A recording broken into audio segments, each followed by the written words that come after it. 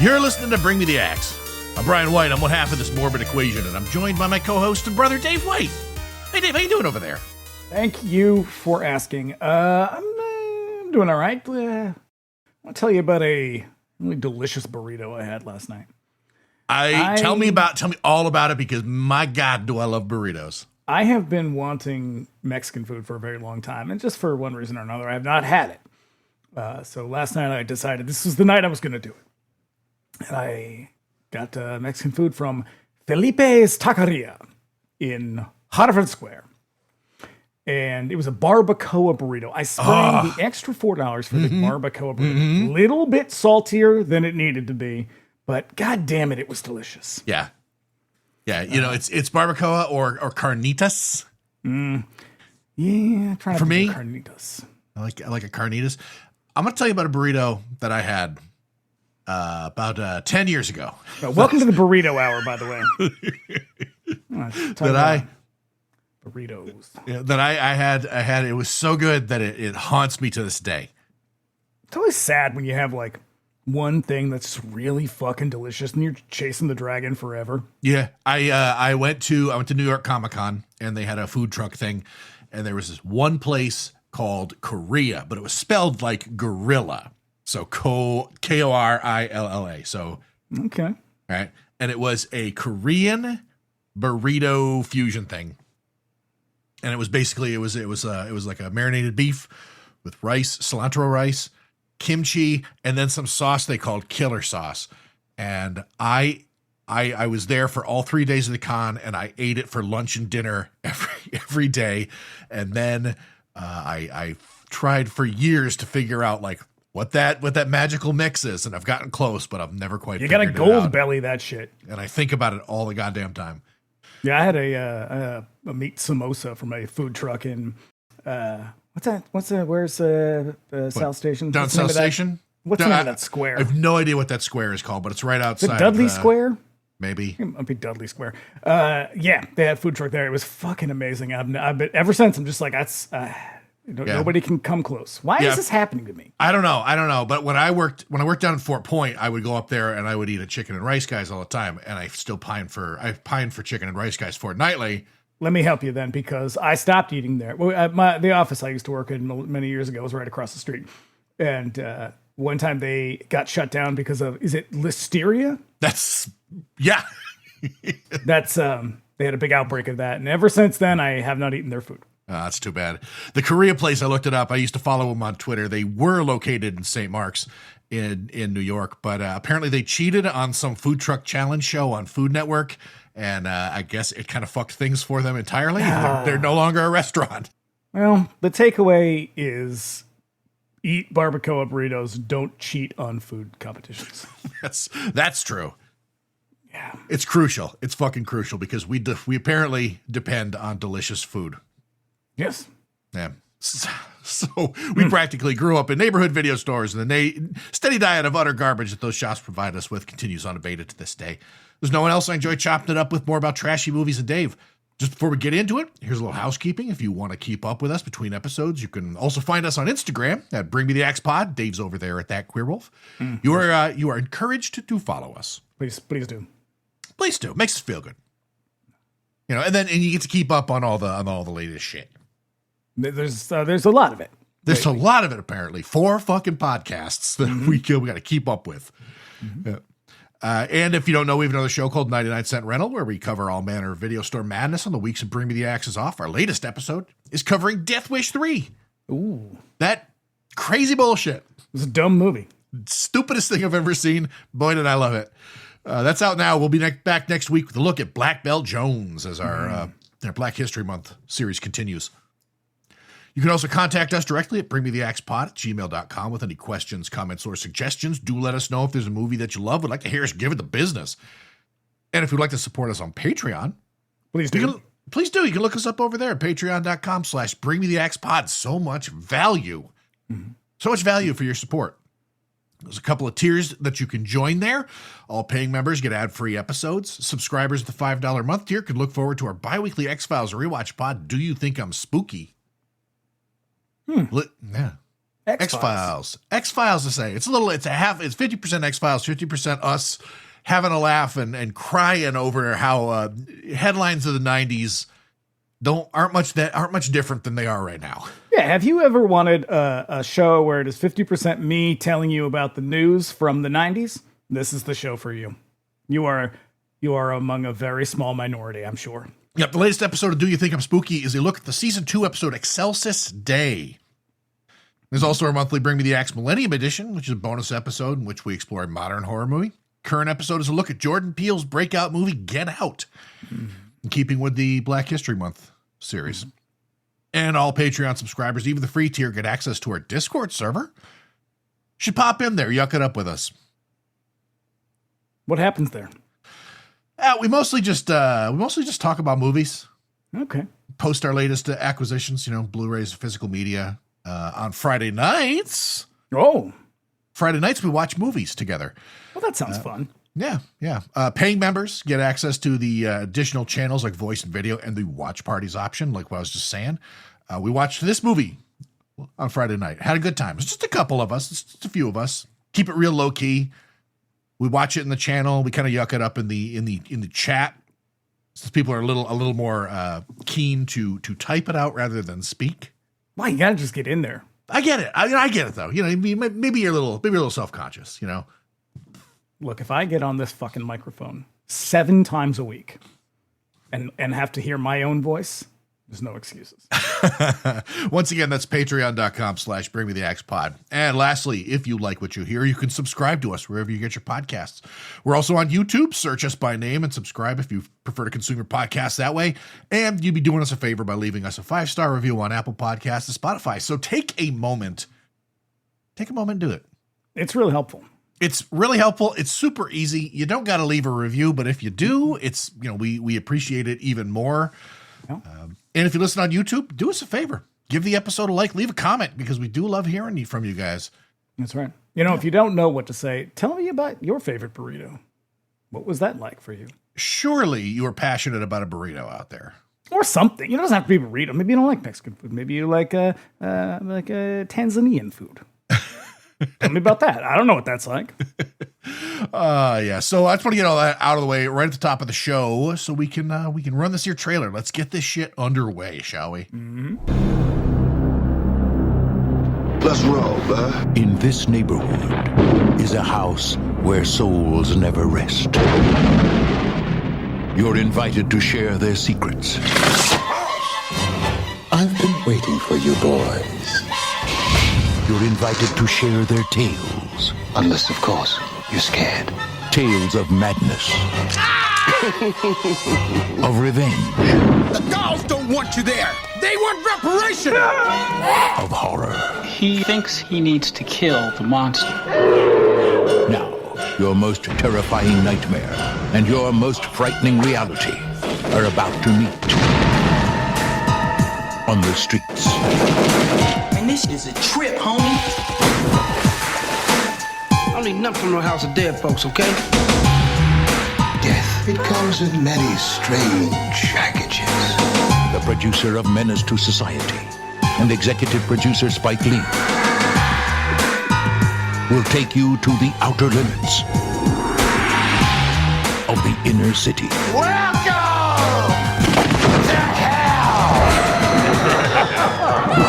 to hell. Tales from the hood. Chew. Or be chewed. Hey, man, I don't need to be hearing this, man. Written and produced by Darren Scott. Written and directed by Rusty Cundieff. I pity whoever had to make that trailer, because this is a movie that is very hard to pin down. Yeah. A thing that I've been thinking about this one a lot since we watched it the other night, because it is, first of all, I don't think I ever watched this back when it first came out, nor when it was on like video. Like, I definitely came around to this in a Blu-ray era, like in the last couple of years. And I feel like I really kind of missed out, because this is a fucking good movie and it is tonally all over the fucking place. It is. Let me pose this question to you. If you had seen this when it came out, do you think you would have liked it? That's a very good question.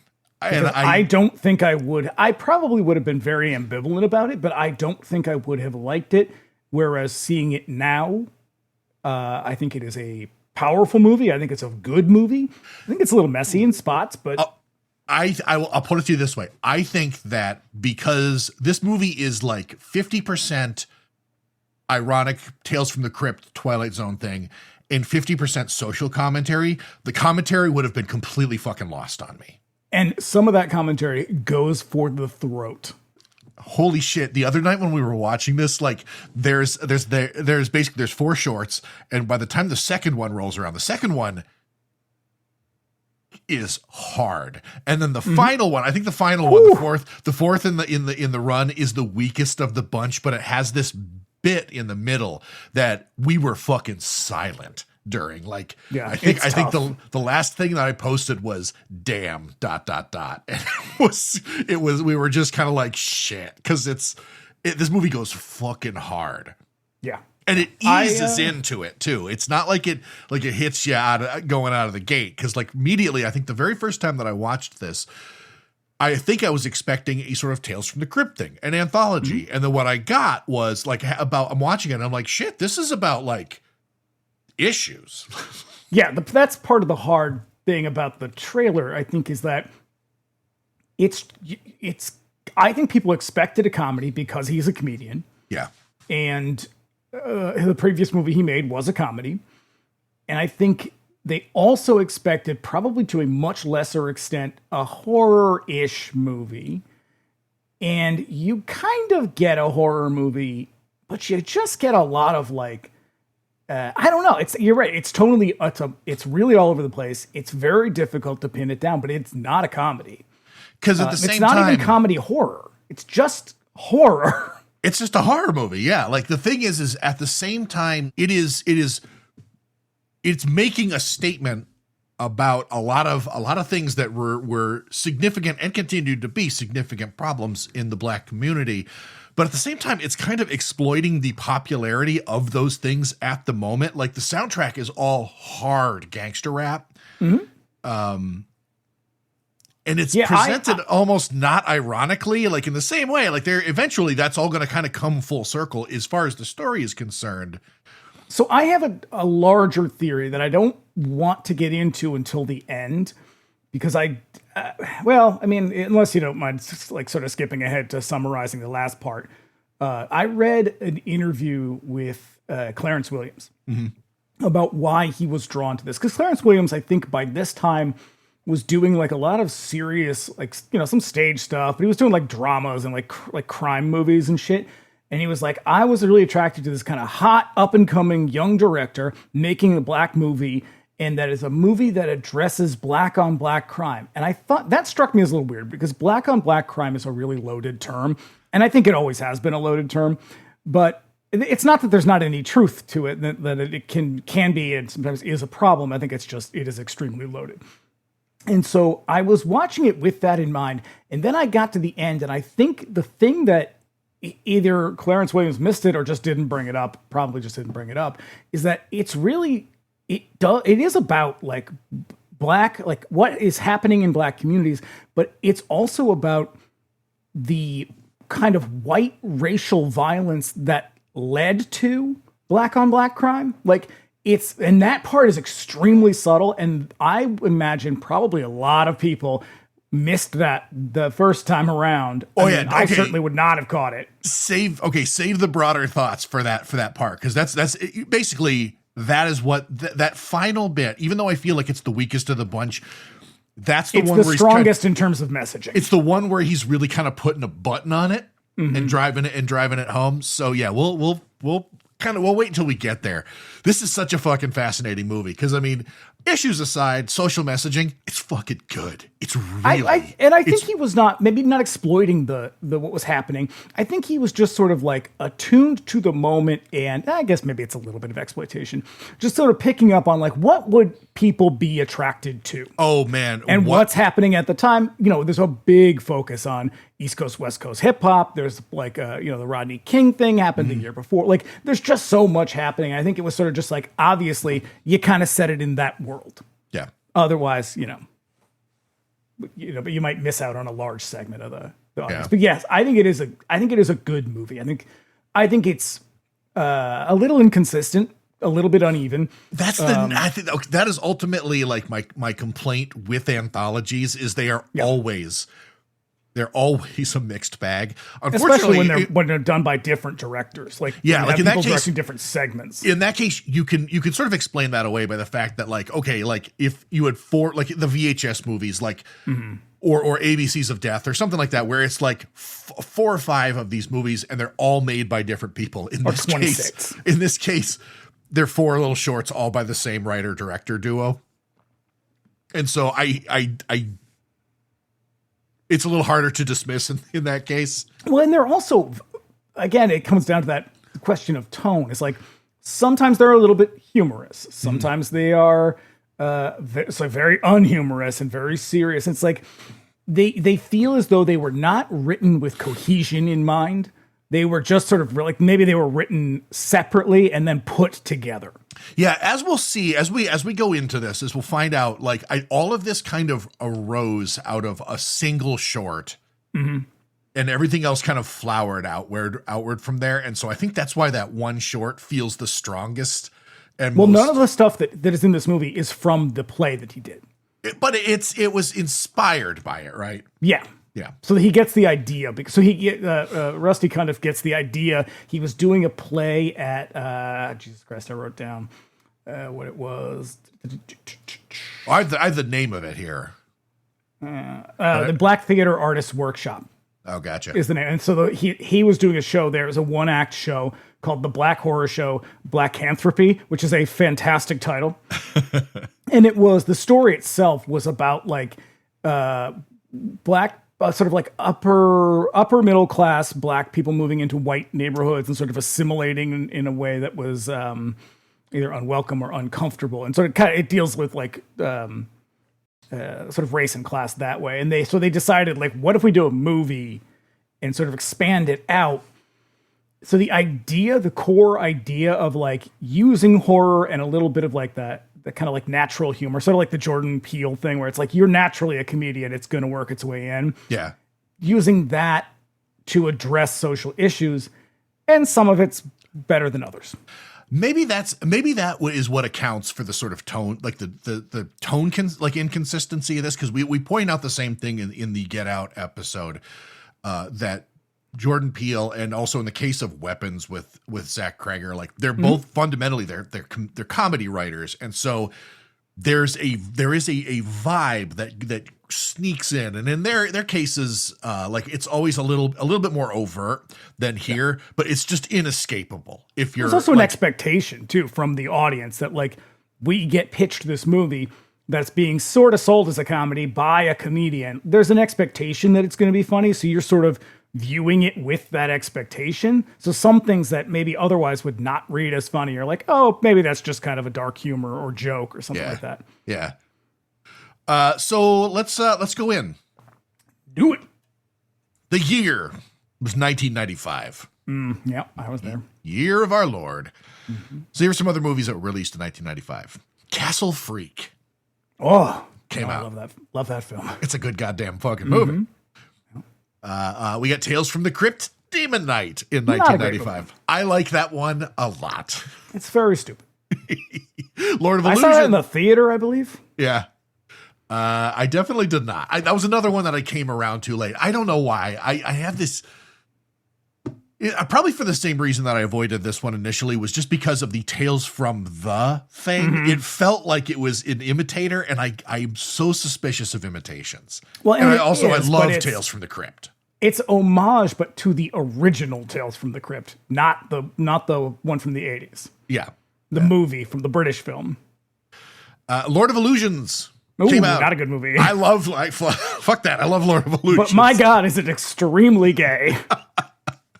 Yeah, the bad guy in That was Clive Barker just like dusting off his hands, just being like, well, it's 1995, y'all.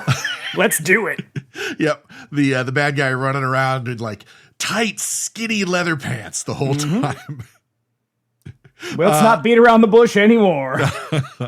Also in 1995, Wes Craven's Vampire in Brooklyn. Not a good movie. I only remember a couple of key scenes, mostly because Eddie Murphy is just hamming it up. Yeah. I mean, God bless him, he tried. He tried. It's just not good. Maybe I'll go back and watch it again, see what's up in there. I think I put it on maybe last year, and it is very much of its time. The scene that I always remember is the evil is good, ass is good. Mm-hmm. Get yourself some evil ass and woo. And closing out 95, The Prophecy. Christopher Not Walken. as good as you remember it being. Really? Because I loved it when it came out, and I also have not seen it in a long time. So I watched it. Avidur Syndrome put out the trilogy last year, maybe the year before, and we watched it when I got it, and it's okay. It's fine. It's a cool idea. It's a cool idea. Its execution is not great. It drags hard. Yeah. Because they're clearly not working with a lot of money. All right. I'll have to check that one out again. It's not bad. It's just like, this is some real middle shelf stuff. Get a nice little reminder. So our cast and crew, we've got our director, Rusty Cundieff, who's an actor turned director. As further proof of our greater soap opera to horror pipeline, Rusty did a year on Days of Our Lives.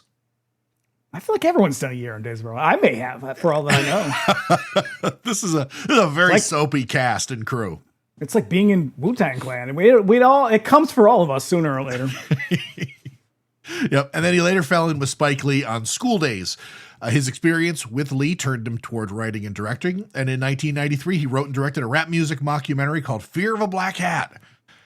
It's a bit on the nose when compared to CB4, which was a similar rap spoof. Yeah, CB4 is definitely a better movie. Fear of a Black Hat was a bit of a flop, but made enough noise in Hollywood to make room for further productions. Tales from the Hood emerged from a one-act play Dave was just talking about that he briefly produced and performed in Los Angeles called the Black Horror Show, Black Anthropy. Great. It's such a great name. He's since directed 2 further sequels with Keith David and Tony Todd as their respective Crypt Keepers and a bunch of Hallmark-style Christmas romances. Oh, you're talking about a new Divas Christmas Carol? Yes, indeed. That's one of them. I believe there's 3 or 4 of them. Did we need a sequel? I would argue that yes, we did. Have you seen it? I've not seen that one. I have seen the original. Nice. The original, I think, was a VH1 movie. Oh, nice. Okay. Yeah, because VH1 had that Vanessa whole, Williams. Yeah, had that whole VH1 Divas thing. Mm-hmm. Yeah. I think it was Vanessa Williams, wasn't it? Okay. Yeah. I mean, she's a diva. She's a diva. She is indeed. And she was robbed of that Miss America thing. That was bullshit, man. Fucking bullshit. So our cast is led by Clarence Williams III. That's right. Who fucking rules in this movie. He is outstanding in this movie. You can tell he's doing his hardest, best Vincent Price that he can muster. He's so and crazy. I say he's doing it pretty well. Yeah. Yeah. He's Lenny Kays from the original Mod Squad. He was Prince's dad in Purple Rain. Mm-hmm. And in this movie, he is swinging for the fences. Since watching this movie, I've been saying the shit in his style. His character is so weird in this. And I imagine he got the script and they were like, just do whatever you want. He's like, you sure about that? Because I'm going to go crazy. Because I'm going to go real weird with it, okay? Yes. The shit. Yeah, he seems like he can't quite, like he's very erratic in a way that I think is intended to kind of like sell uncertainty, but it just comes across as a little bit crazy. Well, his eyes are like all over the place, and he's like, and then occasionally he'll basically be doing like a soliloquy while the 3 guys stand off to the side, like they can't believe it, and then all of a sudden he'll like almost gesture with his eyes and be like, "Oh yes, there's other people in this scene." Fantastic. Yeah. Yeah. Speaking of Hallmark movies, some of the last roles he played before his death in 2021 was a recurring character in the Hallmark Mystery Woman series. There's a bunch of those. I think there's like 9 of them. Oh yeah, they crank out those. They are a series technically, but they're movies. Yeah. They're called Mystery Woman. Now, who was on that one? I can't remember. The lead is played by the girl who was the sister on Life Goes On. That's all I remember. That's all I remember from it. When I Okay, looked it up. Becky. Yes. Yeah, but apart from that, you can also see him in numerous movies by John Frankenheimer, since they both worked together frequently until Frankenheimer's death. Yeah. He's in I'm Gonna Get You, Sucker. He's a bunch of these people are in I'm Gonna Get You, Sucker. Yeah. We've also got David Alan Grier, who is fucking terrifying in this movie. I wasn't expecting that. I was expecting David Alan Grier as seen on TV comedy show In Living Color, or as Rusty. Is he in those bits? Yeah. Oh God, He's safe as. he's so fucking funny. Also, or as Don No Soul Simmons in the comedy movie Amazon Women on the Moon. He is, I think, a seriously underrated actor and a underrated comedian. He is very talented. He's incredibly fucking funny. But he's in fucking everything. Like, looking up his IMDb, I was like, Jesus Christ, David Alan Grier. He stays busy as hell. He's like in every other movie, like as small parts and stuff like that, and he's on TV constantly. Like, I would say he's probably the one member of In Living Color's like original cast that has consistently worked and like respectably. Yeah, sure. Yeah, like all of the Wanses have kind of had their time, but like, you know, they eventually sort of fell off. Jim Carrey kind of Jim Carrey went off the. Yeah, Jim Carrey went crazy. David Alan Grier still doing it, still out there, and I love it when he shows up in pretty much anything. Yep. Did you know he also does a lot of stage? He did Shakespeare. That does not surprise me at all. Yeah. He's a very good actor. Yep. And rounding out our cast, Rosalind Cash. Death Spa. I was going to say, busy star of awesome stage and screen like Clute and the Omega Man. She's not in Clute very much. She's a very small. That's like her first major credited role is in Clute. But she's in Death Spa, and she was on A Different World. Yep, she's in tons of great TV in the 70s and 80s, but also some real wild trash like Dr. Black and Mr. Hyde, Death Spa, and From a Whisper to a Scream. She also was written by Rusty Cundieff, I think. Was it? I think so. Or the other one. This is two people wrote this. No, Darren Scott wrote that. Okay. They might have written it together, but I know at least he wrote it. He wrote one of the shorts, yeah. Probably the one that she's in. That movie sucks, everybody. So you can just skip that one. That one has a living dead abortion baby in it. Mm-hmm. It is tasteless. Yeah. Yep. She also played a role in the TV movie about Jonestown, which was called Guyana Tragedy, the story of Jim Jones, which was released months after the Jonestown massacre. Oh, the what's his face? Jesus Christ. Rene Cardona's movie about it came out before that one. Oh, wow. Yeah. Because that was originally supposed to be directed by Tobe Hooper, and Tobe Hooper was like, "Oh no, that's way too soon. Too soon to be doing that." But Rene Cardona was like, "I'll do it." Just $20 can do. Mm-hmm. Yep. And then, like all the best players on this podcast, she did 60 episodes of General Hospital. Fuck yeah. Yep. This movie was her final role. Movie came out in May of 1995. She died on Halloween in 1995. Really? Yeah. Must have been pretty young. 60s? Yeah. Yeah. That's unfortunate. Yeah, it is. She's pretty good in this. Even though that segment's not great, she is good in it. She is wild in that one. Mm-hmm. Yeah. So we got a couple of taglines.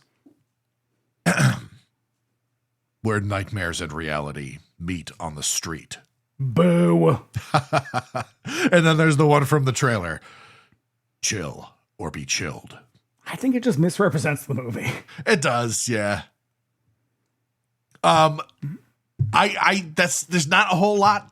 Like a lot of the discussion of this movie is going to sort of emerge as we talk about the plot, but that's That's about it. We've already kind of talked about how this movie kind of came to be, and I do think it should be said that he is taking that core concept from the stage thing he was doing, but he's also really paying homage to the kind of British anthology movies from like Amicus and Hammer and all those, like the Tales from the Crypt and Dr. Horrible's, whatever the fuck it's called. Oh, right. Okay. Just like there was there were a bunch of those that he's kind of paying homage to, those where they're a little bit like, they're obviously drawing from the comic, and they're a little bit like the Twilight Zone in that like each one sort of has a moral message, but it's mostly about the thrills and chills. And I think you can really feel that in what Clarence Williams is doing. I think they lose that in the sort of each segment. Sure. Yeah. Okay. I mean, it definitely does sort of contextualize the performance of Clarence Williams, because I mean, it is riding on the popularity of Tales from the Crypt, and you got to have a Cryptkeeper if you're gonna do that. So yeah. But I think what probably was lost on most audiences then, and probably a lot of horror audiences now, is that those anthologies they're a little bit different than you might expect an anthology. Like if your only experience with like horror anthologies is shit like VHS, then that they'll be very foreign to you. But it's the kind of thing where like, I keep thinking about that one. Is it Dr. Horrible? Is that what it's called? Dr. Horrible's House of whatever, where they're all on the train, and it's Christopher Lee and Peter Cushing, and I think Donald Sutherland is in it. Is that Tales of Terror? I don't know. I can't remember what the hell it's called, but they're a little bit different in that like they have a kind of they have the wraparound story, but like in the end, it's revealed that like it's the devil and the train is going to hell or whatever. It's like shit like that. What was the one that we did? We did on Punk Vacation. Night Train to Terror.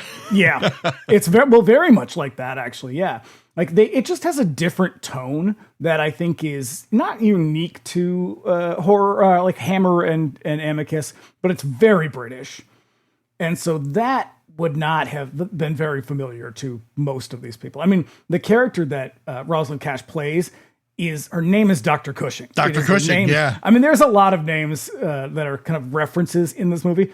Hers is the only positive one, but yeah. But yeah, like that's how far they go. Like I appreciate that because I really enjoyed those movies, but I think if people were familiar, they'd be like, that's not this for sure. Mm-hmm. Yeah.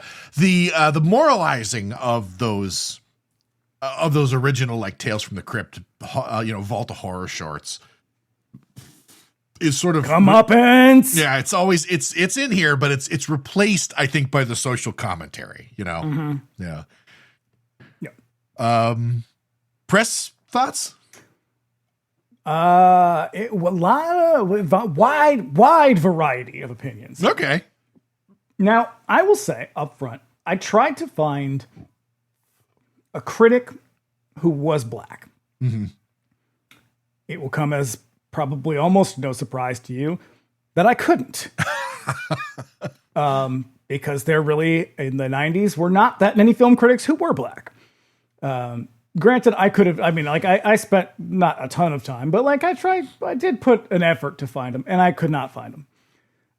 So these are all coming from white film critics. Oh, good. That shouldn't matter, but in certain cases, I think it will. Okay. In those cases, I think will be evident. All right.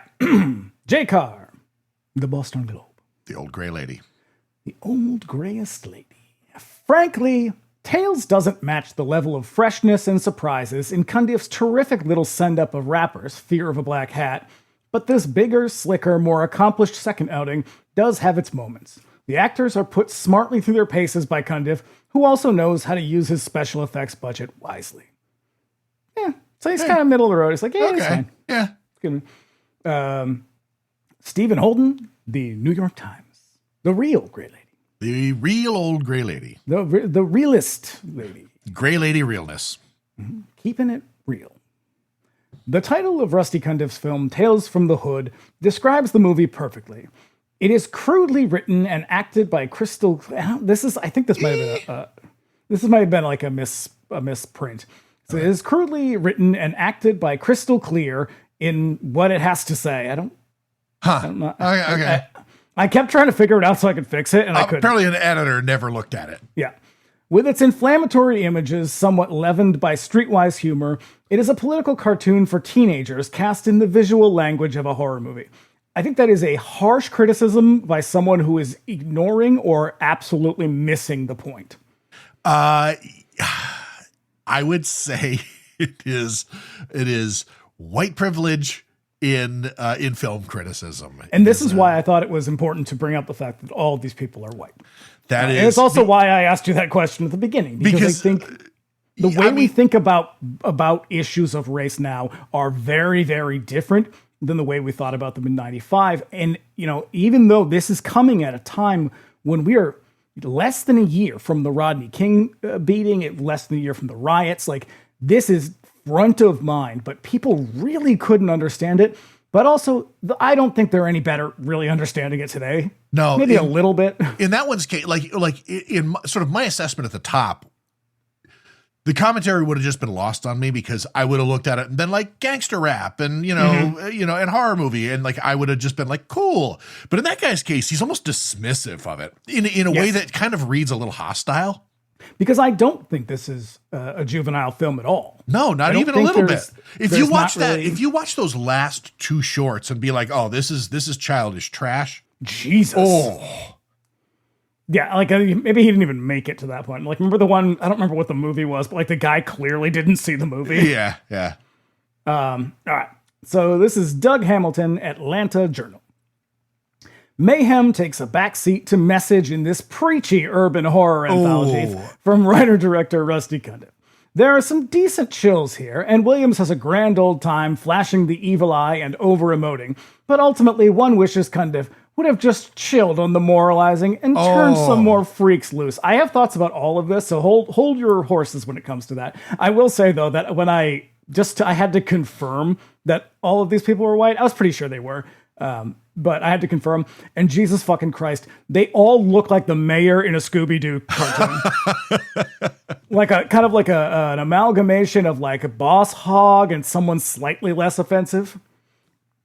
Here we go. John Patrakis, Chicago Tribune. Tales from the Hood is conceptually fascinating. It combines the standard anthology structure with a series of social and psychological dilemmas facing blacks in America today. But since the director and co-writer is Rusty Cundieff, the stories have real flair for the grotesque, and his strong comic sense brings an added touch to the macabre quality of each individual episode. He was actually pretty hot on it. Okay. I mean, that sounds it. And it's not, and he doesn't get hung up on the whole messaging part of it, where the previous two reviewers almost seemed like offended that this was kind of thrust into their face. Yeah, a little bit.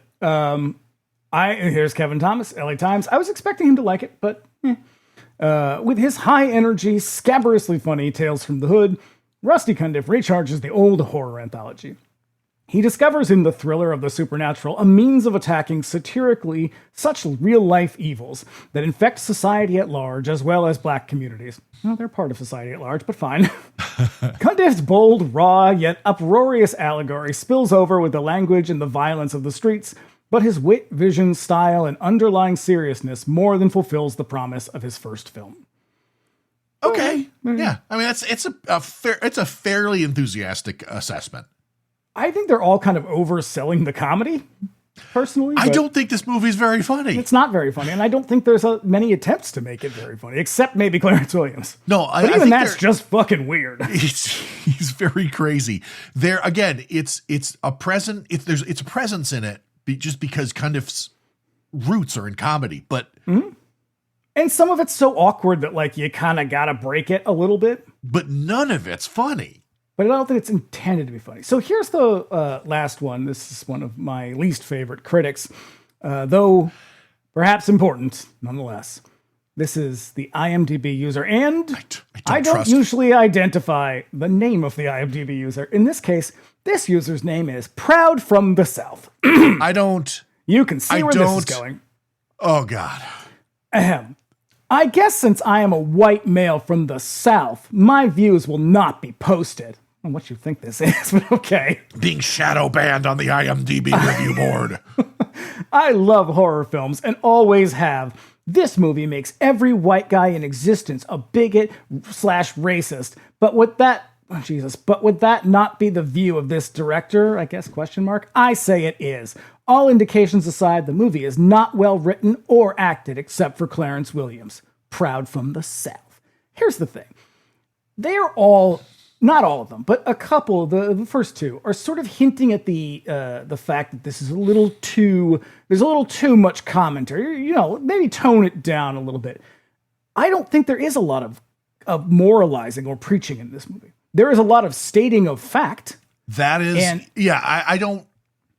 maybe, did I say that earlier? It's not, that's what I think. The moralizing of the sort of model that it's taken from is replaced with this kind of real world analogy. It is not preaching. It is not standing on a soapbox. It is simply presenting its message and sort of letting you kind of do with it what you will. Well, and I think here's the other part of that that's kind of interesting and perhaps more useful, is that with regard to these accusations of this being preaching, and especially this last one, I know it's just some idiot on fucking IMDb, but I'm sure he's not alone in that thought. With regard to that, and with the idea that all white people are bigots, is that, first of all, the movie does not actually present it in that way, but also the message that it does have and the portrayals that are included are all based on things that have actually happened and people who actually existed. So all they're doing is presenting you with, here are things that are happening, here are things that are going on, here are things that have happened. Yeah. And saying, like, take it from there, y'all. And of course, I think therein lies the problem. And that's very much like today, where it's like, well, why do we have to be made to feel bad because we're white? And it's like, hey, bitch, nobody told you to feel bad. You just automatically do. Maybe think about that instead. Why do you automatically feel bad? And why is your gut reaction to throw it back in their face like it's their fault that you feel bad? Yeah, I know, right? And so it's like, there is that feeling of like, because when I finished this movie, I was a little bit angry because I was like, this is made 30 fucking years ago. And it is perhaps more relevant now than it was when it came out. And that was in the wake of a riot that tore apart a city. A big one too. Yeah. Mm-hmm. When we get to that third one, the way that it opens up, one of the listeners was like, I see we're in the current events portion of this movie from 30 years ago. Fucking right. I know. And that one goes really hard. Yeah, it does. But yeah, it's like, these people are not, they are fictional characters, but they are approximations of real people. Oh yeah, like you can't. Like, their names are references to real people. Yeah, get mad. Get mad as you fucking want to be about it. It's not, hey, you white person, you're a racist. It's, this shit exists in your world, man. But if your reaction is, no, it didn't, how dare you? Then, hey, white person, you're a fucking racist. Shut up. Yeah, it's hard, man. It's hard. You know what? It's a good fucking movie though. Yep. It's a good movie. That when you told me you were going through IMDb reviews, I was like, I don't trust them with this movie. I'm sorry. Nope. I do not trust the internet with this movie. Nope. For the same reason I would not trust them with anything. Yeah. Oh, well, we're going to dive into this movie right after these messages. Ads. All right. So here we go. We open on three tough guy hoods pulling up on the Sims funeral home in the middle of the night. And I love how cartoonishly, obviously evil this house is, and how Williams' character is as well. Like, it's an absolute nightmare of a house. I love it. As soon as I saw it, I was like, yes. Yeah, it's like a goofy haunted house. Because if you're gonna do Tales from you gotta have, it's gotta open on a scary house. Yeah. So this is Stack, Bulldog, and Ball. They're greeted by a spooky organ music as it's performed by the Undertaker, Mr. Sims. The location makes them uneasy, but Bulldog reminds them that they're there on business. So they smoke a joint to calm their nerves and approach the funeral home. And I guess, like, as far as comedy, maybe they're a little silly, Yeah. but only at first. Well, mostly because maybe it was written this way on purpose, is to sort of characterize their tough guy stuff as silly. Yes, it's very performative. Yeah. Yeah. Because right here we get some banter about, how are we going to go in there? How are we going to kill something that's already dead? And then fucking, I think Ball is the one who's like, yeah, and what's up with refried beans? How are you going to fry beans that have already been fried? Like, yes, very funny. Let's get this out of the way. Fair question. So they ring the doorbell and it's answered by Mr. Sims, a terrifying dude if ever there was one. Well, because he opens the shade and it like flips up really fast, and he's kind of like just standing there grinning. And Clarence Williams has a very distinctive look. And yeah, when I saw other pictures of him, because I realized, like, after I saw that, that's Clarence Williams III. I looked him up and I was like, shit, I've seen this guy in like a bunch of movies, and he does not look like this character in any of them. His hair is wild in this. No, he's very distinguished looking. Yeah. In most things. Yeah. So the shock of seeing this guy causes them to fall out. So he brings them in and gives them some ice for their heads. Yeah, one of them like zing pratfall hits his head on like slipping on a banana peel. Yeah, it's real silly. Yeah. So Bulldog, he wants to know where the shit is. The shit being a whole bunch of drugs that Mr. Sims found in the alley. Yes, he says, I found a whole stack of them. Which I think is great.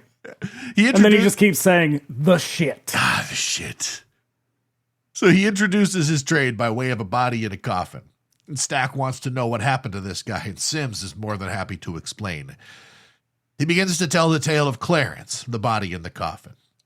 He was hearing voices of the dead calling to him from beyond the grave. So this is part 1, Rogue Cop Revelation. So now a car loaded with cops pulls up on a car pulled over. Clarence, the body in the casket, is a new officer. He shows up with his partner on the scene as 2 cops are roughing up a black man. And it should be said, Clarence is black and the rest of them are white. Yes. Yep. They mouth off to him as he has a reputation among the force of being a guy who gets cops run off the force for their corruption. This being the guy that they're beating up. Sort of Rodney King in this situation. Except that was not Rodney King's reputation. No. He was, in fact, drunk and speeding through a residential neighborhood at reckless speeds. Clarence runs the license plate through their computer as the cops beat the dude up a little. When they smash out a window with his head, he turns and strikes back. The cops. I feel like you'd have to work a little bit harder to put someone's head through tempered glass, but, it's the 90s. It's the movies, man. Yeah. So the cops proceed to beat the shit out of him as the song Strange Fruit by Billie Holiday plays.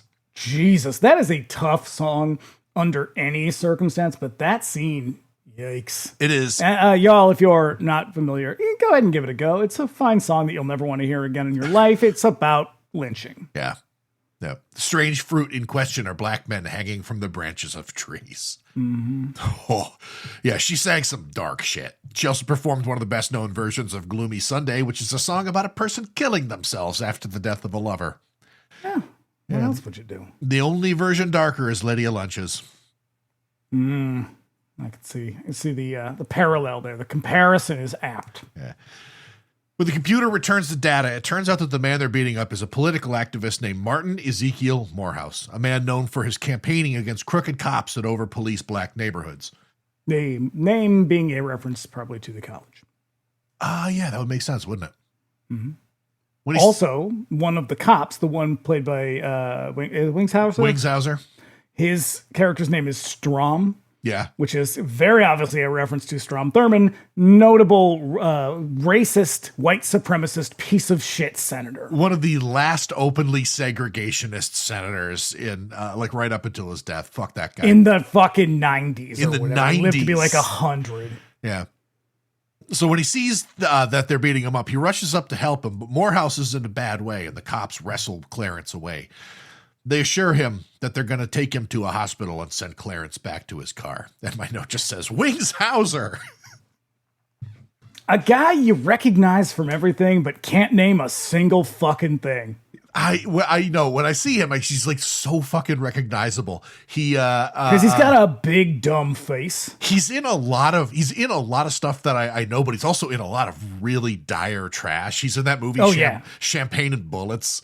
Yep, like a lot of stuff you would have seen on USA. Right. Isn't that? I wondered The Carpenter? when I was watching The Carpenter. You would not have seen that on USA. It was extremely violent, but you can of course get it from Vinegar Syndrome. I wondered as I was watching this scene, one of those, this will happen a lot to me throughout this movie, is what did white audiences see when they saw this? Because this is one of those moments where like, you'd be like, well, police would never do that. Cops would never do this. Oh, they're just doing their job. Like, they're just keeping the streets safe.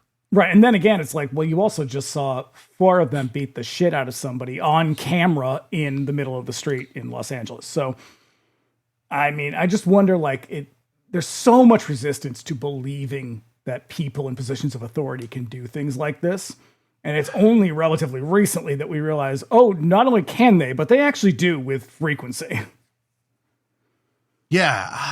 Attitudes towards the police used to be way different. Like before 9/11, you know, because after 9/11, they were universally seen as heroes.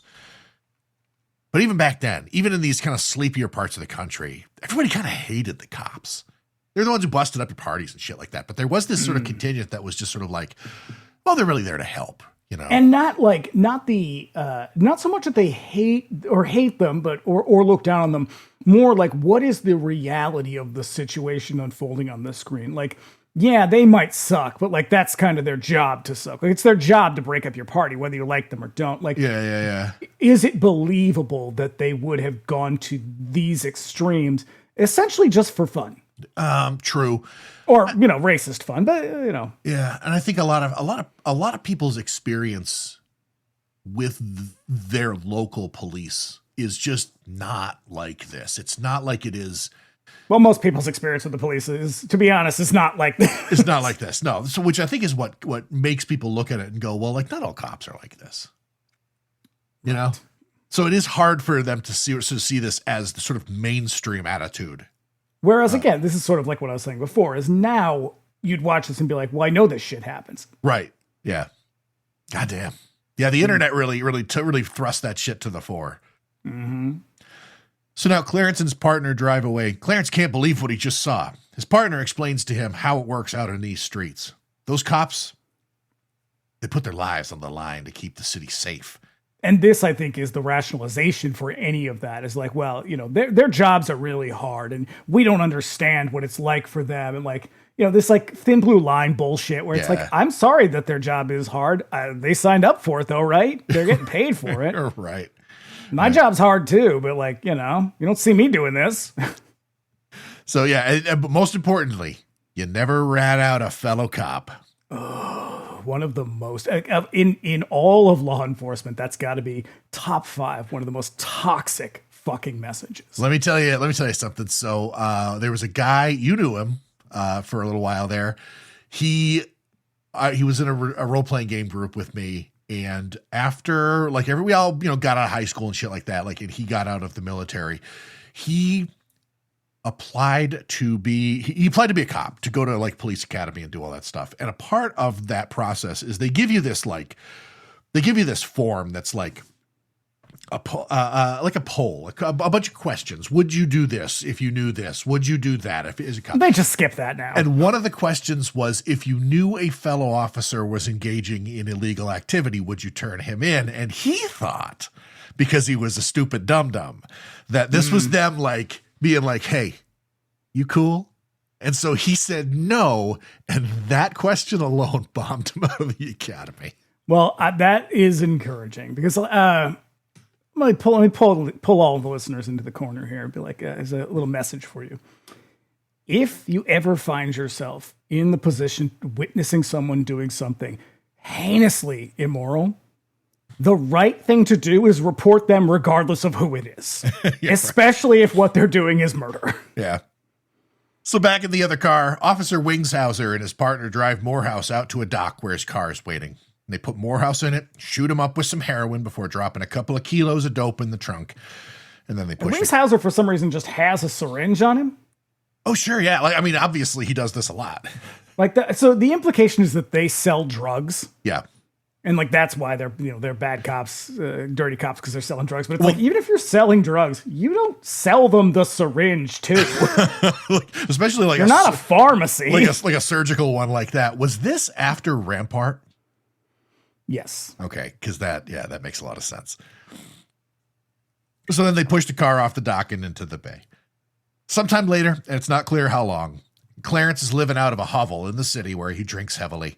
He wanders the streets by night near a huge mural of Morehouse's angry face looking down on the city. It's not a good likeness. I gotta say, it's a really off-putting image. But what I do think is cool is that it's a three-dimensional, the wall is three-dimensional. It has like a part that comes out. Yeah.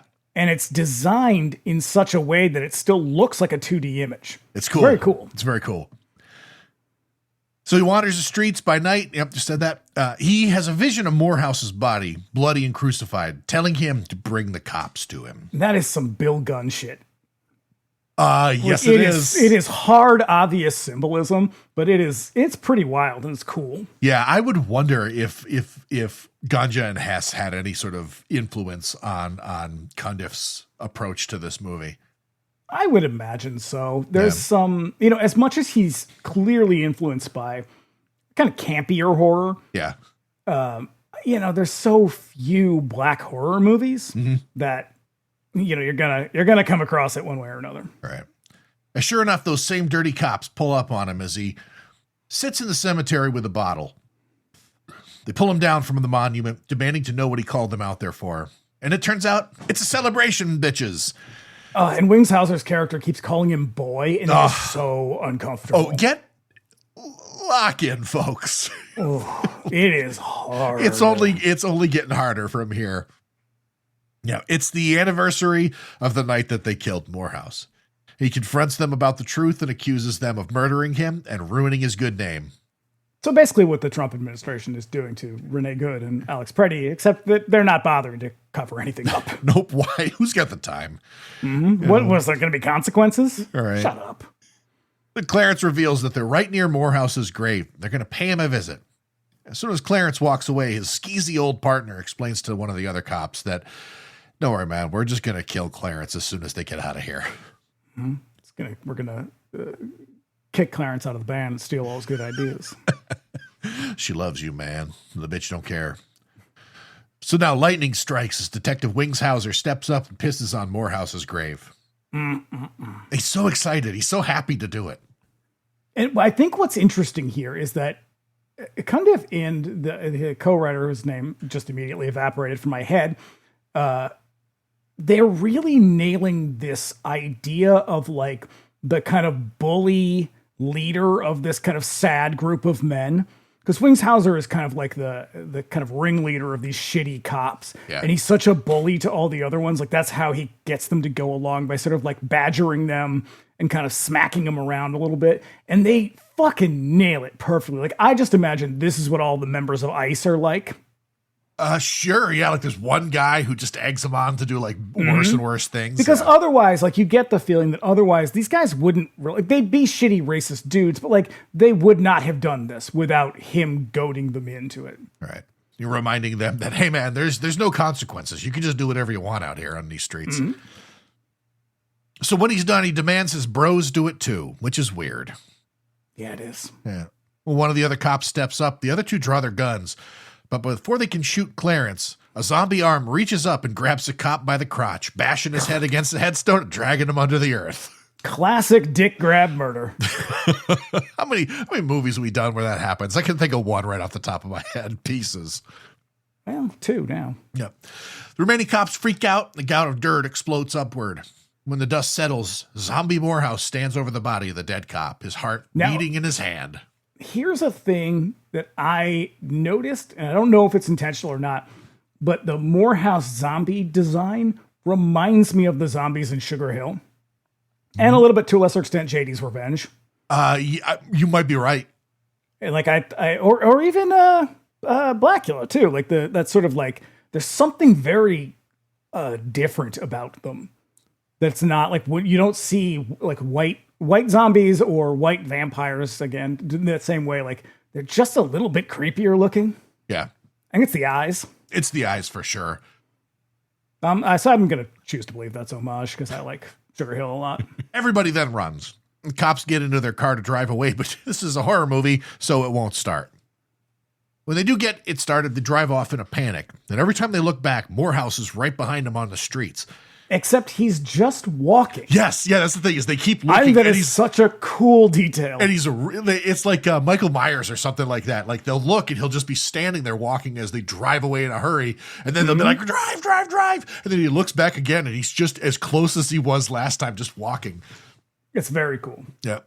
They look again now and he's clinging to the back of the car. They drive like crazy to shake him off and eventually losing him. But moments later, they see him in the street right in front of them. They veer to avoid him, crashing into several cars in the street before coming to a stop. The Morehouse reaches through the roof and pulls Wings Hauser out. His body drops back into the seat, sans head, and the remaining cop flies out in a panic. He finds Morehouse standing on the roof with Detective Wingshauser's head in his hand, so he shoots the car until it explodes.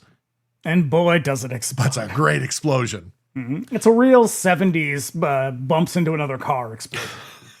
And then he wanders into a nearby alley, shouting to all the people there that he killed Morehouse. But he's a fool. Zombie Morehouse is there waiting for him. He tries to run away.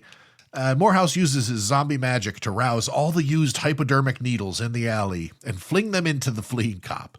It's gross. It is pretty gross. Who also rips open his chest. And the cop rips open Morehouse's chest.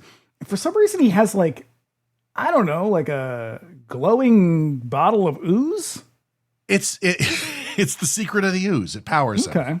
I get it. Yeah, sometimes you turn into a Ninja Turtle. Other times you turn into a zombie activist. Mm-hmm. A Zactivist. Yeah. So they pin him to a mural wall, crucifying him at first, and then he reduces to goo and ultimately becomes a part of the painting. Now, the goo part, it looks a little cheap and cheesy. Yeah, the CGI, like the VFX in this, But when he becomes the painting, it looks pretty cool. It's a great painting. Yeah, I liked that part. So Clarence asks Morehouse if he's satisfied now. And Morehouse simply asks him where he was when he needed him. Now we fade to a padded room in a mental hospital where Clarence is strapped into a straitjacket. The orderlies explain that he went down for the murder of all three cops. Back in the funeral home, Sims brings the boys to an ornate room used for viewing bodies. He pops another coffin as they ask him about getting their shit so they can go. We don't see still just as goofy as ever. You'll get your shit. Yes. The shit. The shit. And so we don't get to see the body, but we're about to find out why. Part 2. Boys Do Get Bruised. God damn, that's a fucking hard title, too. Yeah, it does. Yeah, so the story is loosely based on something that happened to Rusty when he was a kid, and it is a strange story. He said that he remembered visiting a friend's house. He lived a little ways down from him when he was living in Pittsburgh, and then he saw his friend's sister gagged and hogtied in the basement.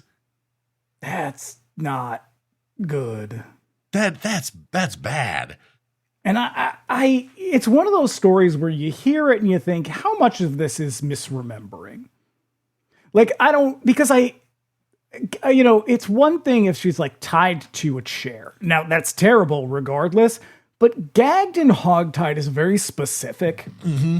And specific in a way that we can infer something much, much darker than was probably actually happening. Neither is good, don't get me wrong, but one is far worse than the other. Yeah, the implications of this is dire. It's not good.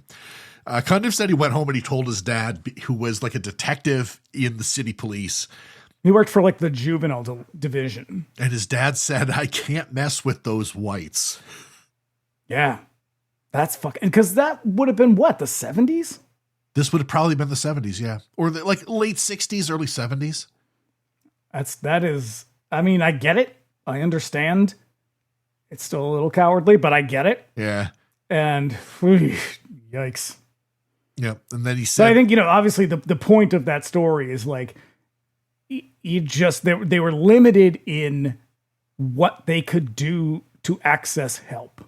Because that is ultimately the point of this story that he's about to tell, is that, when it comes to black families, they can't just go to,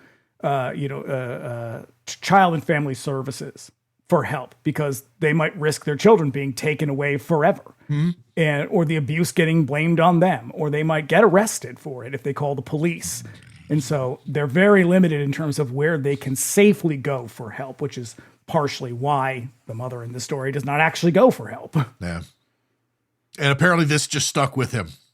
Something about this sort of indication of domestic violence is just, he says, it has some kind of weird place in my head. And I suspect that this is him kind of working that shit out a little bit. So, I don't know. Walter wakes up in his bed at night and he scans the room with his flashlight. He hears ominous monster sounds coming from the hall as the knob on his door turns. The next morning at school, his teacher introduces him to the new class. They greet him robotically. At recess, a bunch of boys push him around in front of a crowd and then they beat him down on the playground. Oh, his teacher is played by Rusty Cundieff. It's played by Rusty Cundieff. Yeah, Rusty and his parents are both in this movie. Mm-hmm. And I'm not going to lie, Rusty, a little bit wooden. His teacher comes to check on him in the nurse's office, and the nurse points out that he came to school with a black eye and that the boys on the playground didn't do it. Teacher. Also, Mr. Garvey, not great at talking to children about serious issues.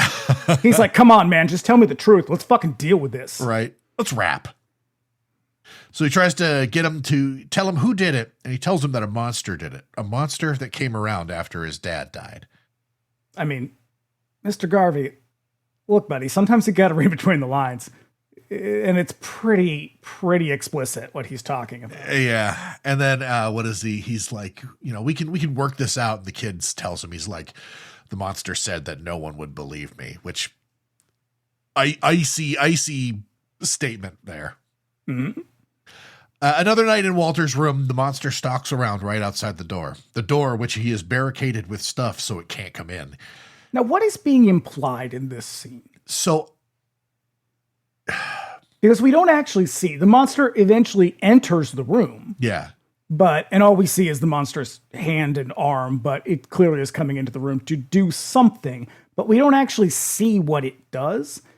And I didn't know how to read that. Me either, because going into a child's room. I think it's the bedroom part that throws me. It's the thing is, going into a child's room at night implies a sort of sexual abuse component to it, but everything about this is really that this guy's just beating him up. Yeah, it just seems a little. I think it's. I think he's probably just working the monster into the bed angle or in the closet angle. Oh, sure, yeah. It struck me as a little odd because it's like why would someone go into a child's room in the middle of the night to assault them? Right. You can do that. Usually those situations happen in a moment of like rage or whatever. Yeah. So it stalks around right outside the door. It can't come in, and it tries in spite of this, throwing itself against the door until it opens, and then a slimy claw is all that we see. At school, Walter turns in some homework with a bad bruise on his arm. Now we have a montage of his house, a drawing of a monster superimposed over it. At school, Walter draws a picture of the monster while the other kids go outside. He tells the teacher that the girl behind him told him to draw pictures of the things that scare him and then ball it up and throw it away or burn it. Now that girl is being sexually abused. She's got her own coping strategies. That girl is going to therapy, just FYI, everybody. So that's what she does. He also drew a picture of Tyrone, the kid who beat him up. Mm-hmm. So his teacher, Mr. Garvey, would like to talk to his mom about what's going on at home. They'll talk more about it later. And as he leaves, the picture of Tyrone falls on the floor.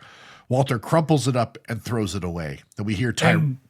Whew, Lord, the sound that we hear that comes from outside of a boy screaming is hideous. Because it comes with like a crunching of bones and shit. Yeah. Yeah. We hear Tyrone screaming. Then we cut to Tyrone being taken away in an ambulance. Why isn't he wearing any shoes? He got hit so hard they went flying off.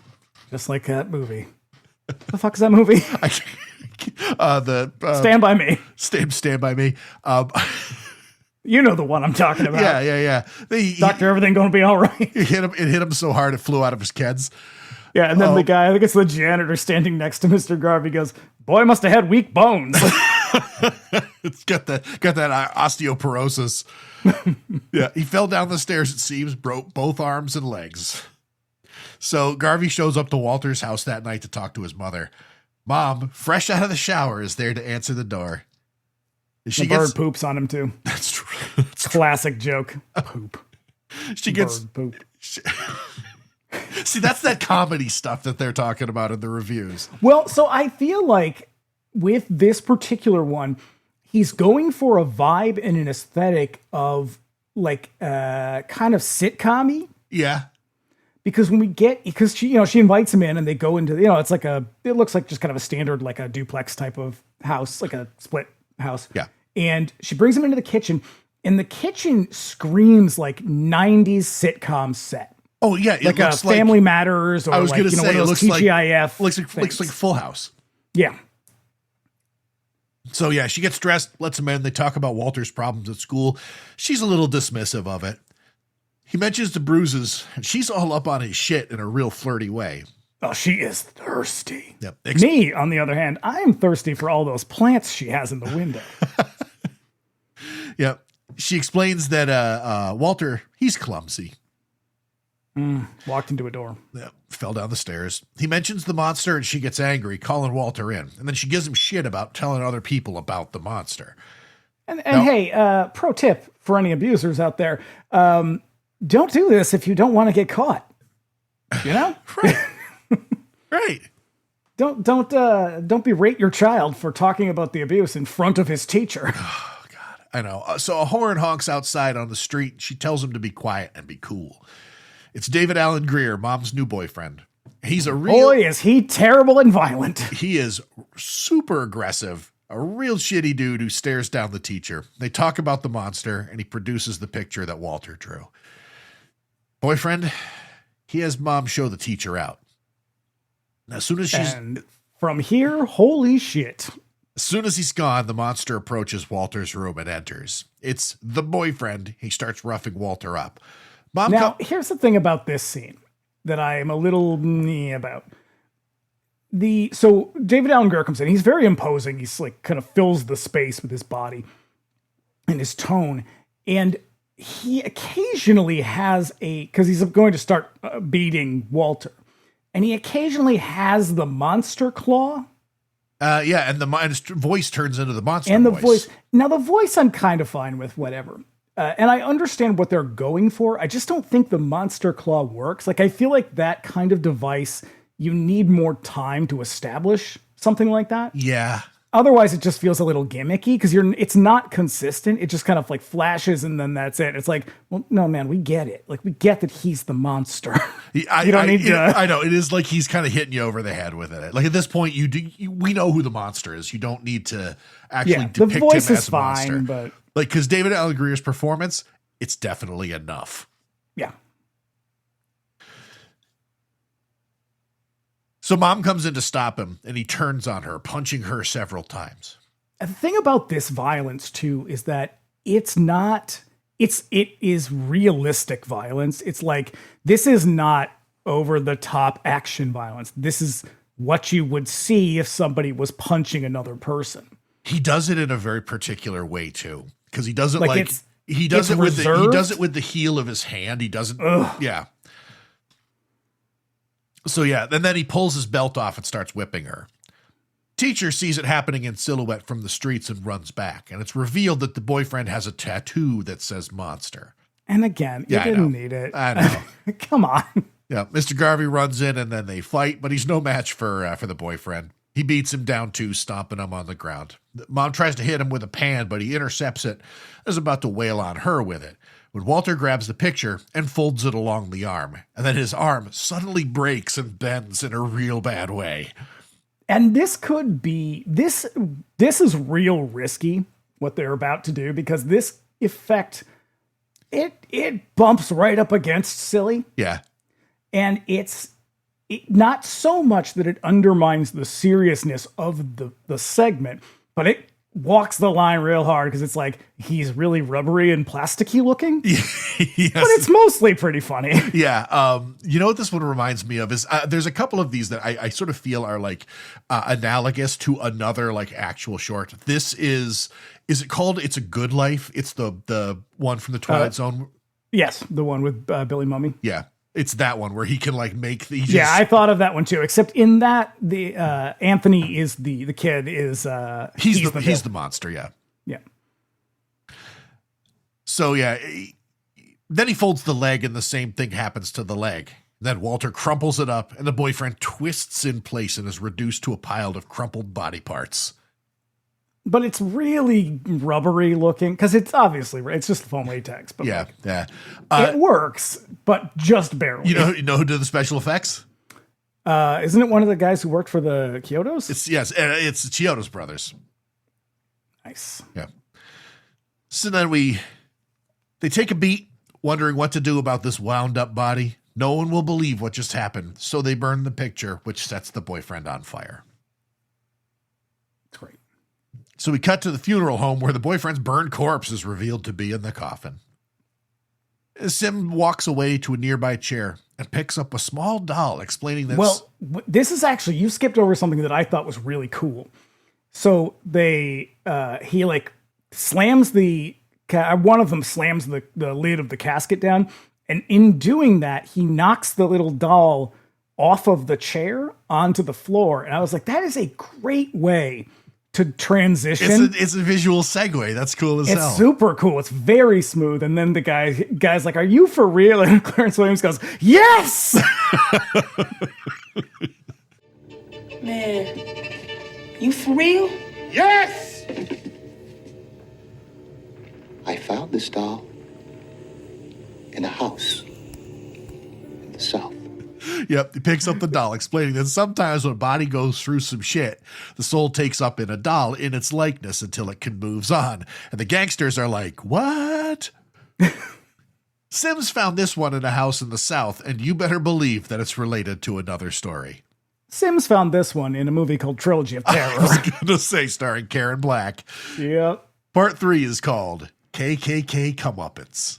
Ooh, this one. Yeah. Shit, yeah. The dialogue in this entire segment is fucking vile. It's rough. It's so hard. But again, so this I think is the one that the idiot from the IMDb user, I feel like this is the one he's talking about, like sort of referencing this one. Oh, because this one is specifically set in the South.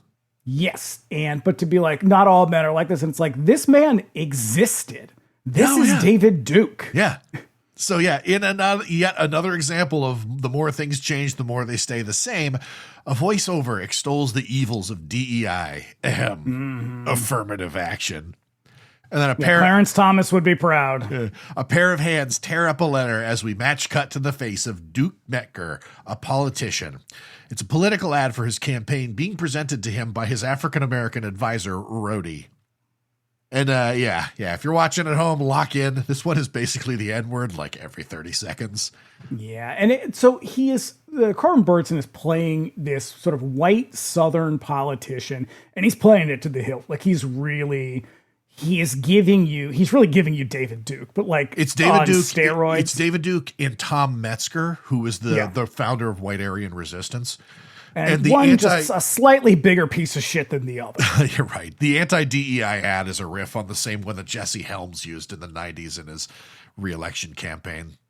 And so obviously it's very explicit. The racism is very explicit. But the way I read this character is that it's more about the ways in which white people sort of like actively resist hearing about Black struggle and sort of Black pain and sort of dismiss it as an overreaction or like an unfair accusation rather than listening to what they're having to say. Right.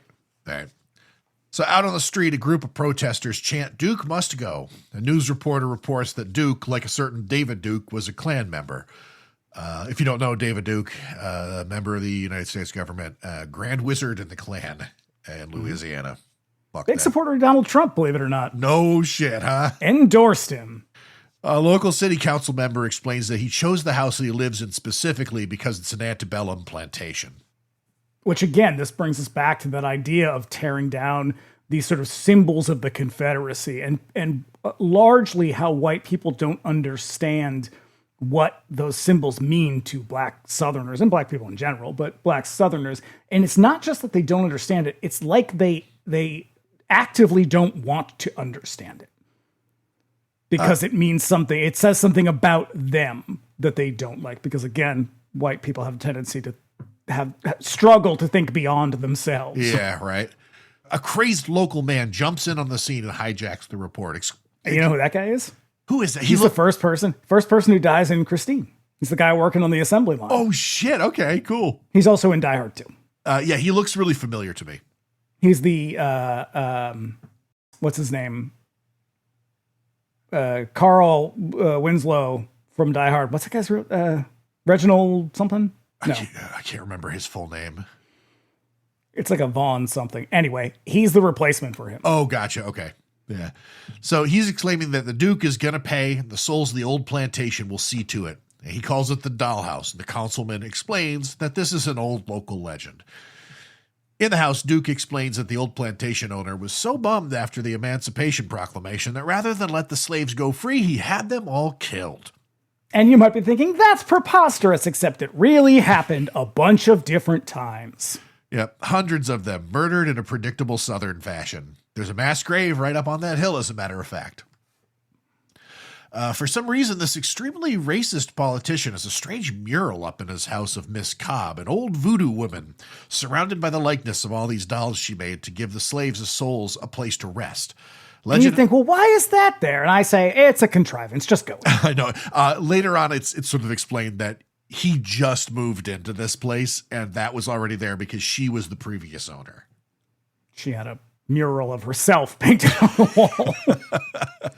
As a normal person would do. What, you don't have a self-portrait, a gigantic self-portrait on your wall? No, I need the wall space for art. That doesn't have me in it. So Duke said he searched for them, the dolls. They might be worth something, but he never found anything. Mm-hmm. Other people's heritage is only valuable if I can sell it. Yep. So they get to working on some media training, but Rhodey is spooked by the painting. Beneath the floor, we see one of those dolls covered in dust. And Rhodey is from something significant. Roger Smith. Do the Right Thing? Yeah, I think that's it. King of New York. But maybe that's what it is. It's King of New York. Yeah, which we just saw. Yeah. Reginald Vell Johnson, that's his name. That's it. Not Rhodey, the guy from Die Hard. It must be King of New York. Yeah. So they work on how Duke will address the inevitable questions about his clan past and moving into this particular house. And they trade off trying different questions, ending on a really racist quip that Rhodey comes up. It's a doozy, y'all. When suddenly Rhodey trips and falls down the steps, hitting his head and dying.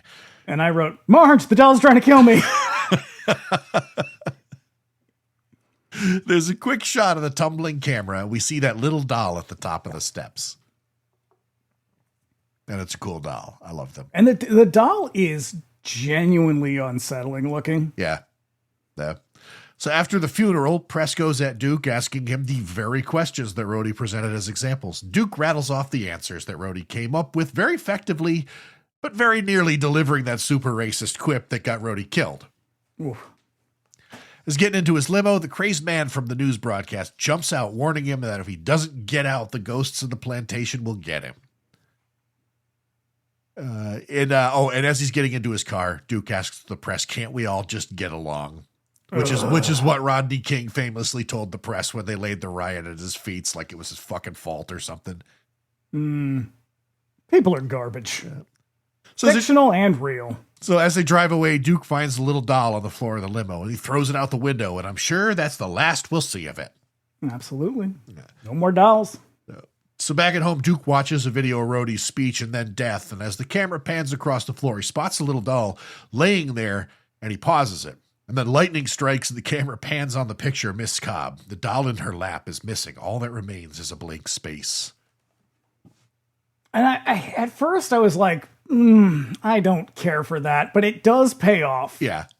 So that night we get some killer POV from a real low angle. The little doll returns, running and panting all the way up to the house. I want to say the cinematography in this movie is outstanding. It's so good. You know, the guy who did it is fucking what's his face? The Anthony Richmond. He shot Don't Look Now. Oh, all right. The Man Who Fell to Earth, like huge shit. But he also shot Candyman, which is maybe why they kicked him this one. But he is very talented.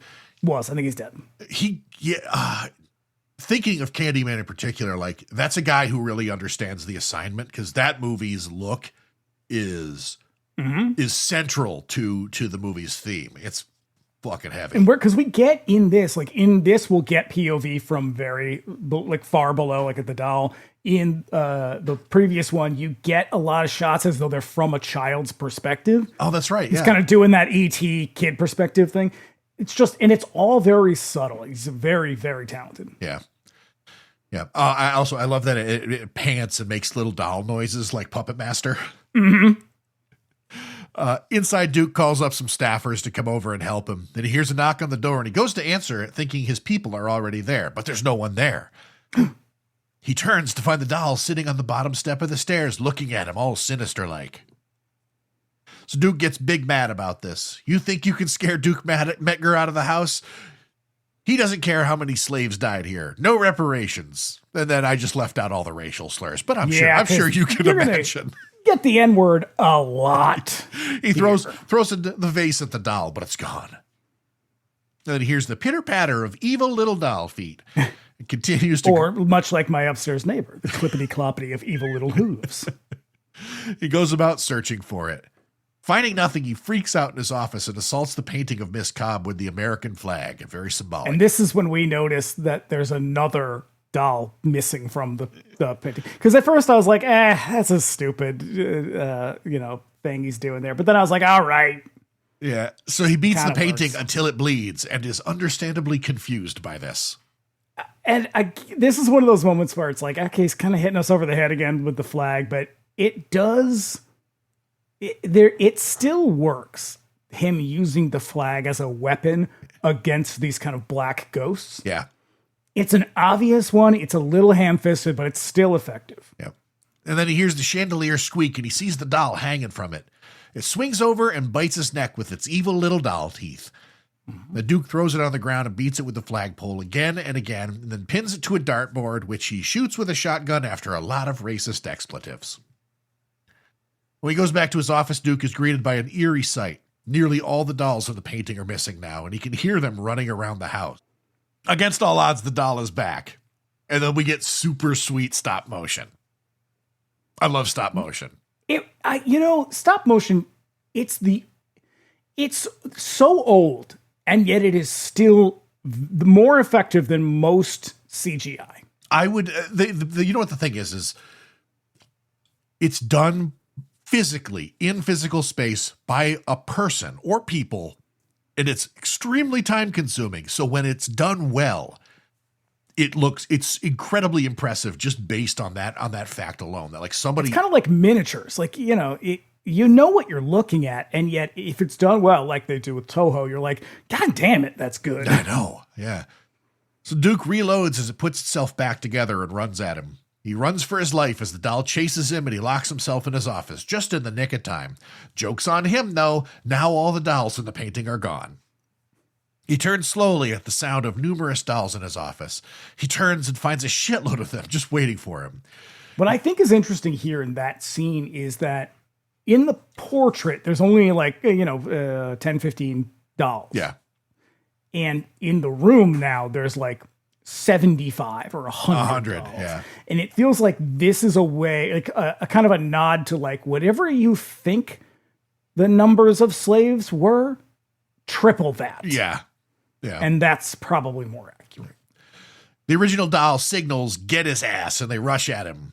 Duke wraps himself in the flag as they approach and do a miniature version of Captain Rhodes at the end of Dawn of the Dead. Mm-hmm. Miss Cobb then appears in the room, rocking in her chair, played by Rusty's mom, Christina, grinning approvingly. Yep. Pretty good. Yeah. Back in the funeral home, the homies want their shit. Ah, the shit. The shit. Still thinking about that scene. Yes! It's so good. They're fed up with all these ghost stories. Ball looks in an adjoining display room and he finds a guy in a coffin that he recognizes. Sims asks him if they know him. They all give different answers at once. And then Sims tells them that he got himself involved. Yes, he got himself involved.